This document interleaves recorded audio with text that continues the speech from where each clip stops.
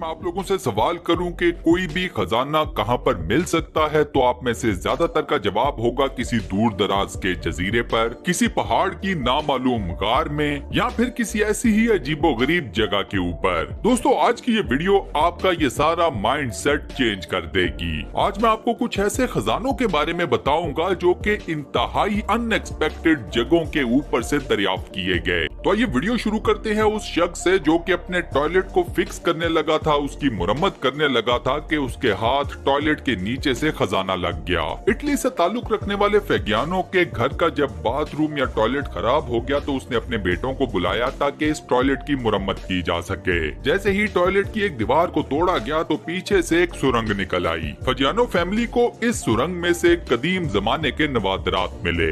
ये बात जब हुकूमत को पता चली तो उन्होंने फजियानो के घर एक आर्कियोलॉजिस्ट को भेजा। आर्कियोलॉजिस्ट ने आकर जब इस जगह की मजीद खुदाई की तो यहाँ से कदीम रोमन जमाने के नवादरात मिले, ज्वेलरी मिली, इससे भी ज्यादा कदीम जमाने के बर्तन मिले, साथ में कई और कदीम जगहों को दरियाफ्त किया गया।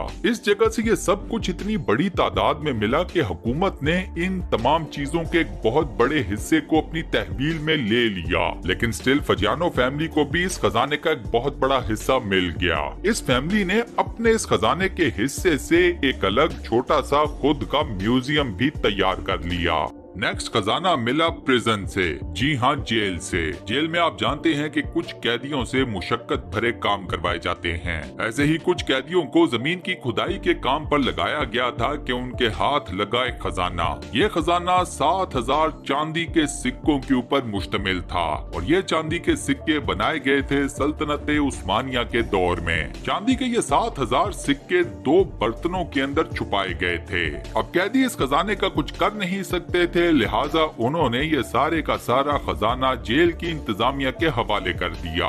वैसे ये बेवकूफ ये भी कर सकते थे कि इस खजाने को चुपचाप उसी जगह के ऊपर दोबारा से दबा देते और रिहा होने के बाद आकर इस खजाने को आजादी के साथ निकाल लेते और इस खजाने को बेचकर जो पैसे मिलते उससे अयाशी करते। क्या ख्याल है दोस्तों, इस तरह किया जा सकता था या नहीं? आप इस बारे में क्या कहते हो मुझे नीचे कमेंट सेक्शन में जरूर बताना। नेक्स्ट खजाना दरियाफ्त हुआ एक पियानो के अंदर से। कदीम जमाने में बना हुआ ये पियानो एक मियां बीबी ने एक कॉलेज को डोनेट कर दिया। कॉलेज वालों ने इस पियानो की रिपेयरिंग के लिए ट्यूनिंग टेक्नीशियन को हायर किया। इस ट्यूनिंग टेक्नीशियन ने जैसे ही पियानो को खोला तो अंदर से निकले सोने के सिक्के। ये सोने के सिक्के छोटे साइज की थैलियों के अंदर पैक किए गए थे। इन सोने के सिक्कों की मालियत मिलियंस ऑफ डॉलर्स या मिलियंस ऑफ यूरोज में बनी। सोने के सिक्कों के इस खजाने का आधा हिस्सा इस ट्यूनिंग टेक्नीशियन को दिया गया, जबकि दूसरा आधा हिस्सा मिला कॉलेज को। अनफॉर्चुनेटली इस पियानो के असल मालिकान मियां बीवी को इस खजाने में से कुछ भी नहीं दिया गया।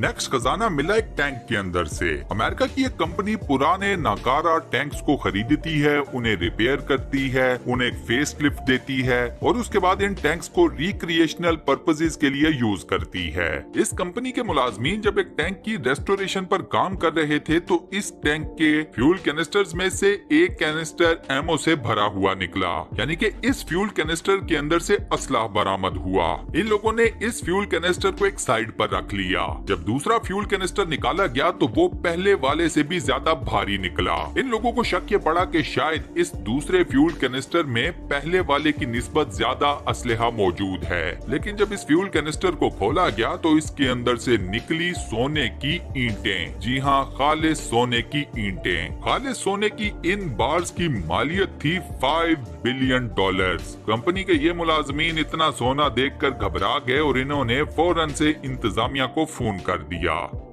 नेक्स्ट खजाना मिला एक फ्रिज के अंदर से। एक लॉ एनफोर्समेंट एजेंसी ने एक खाली अपार्टमेंट पर छापा मारा। अब वैसे तो इन लोगों के हाथ पूरे अपार्टमेंट में से कुछ भी नहीं लगा, लेकिन उधर इन लोगों ने इस अपार्टमेंट में पड़ा हुआ फ्रिज खोला तो इन लोगों की आंखें भी साथ में ही खुल गईं। इस फ्रिज के अंदर से इन लोगों ने इतनी कैश निकाली कि वो US डॉलर्स में बनी $7 ट्रिलियन से भी ज्यादा।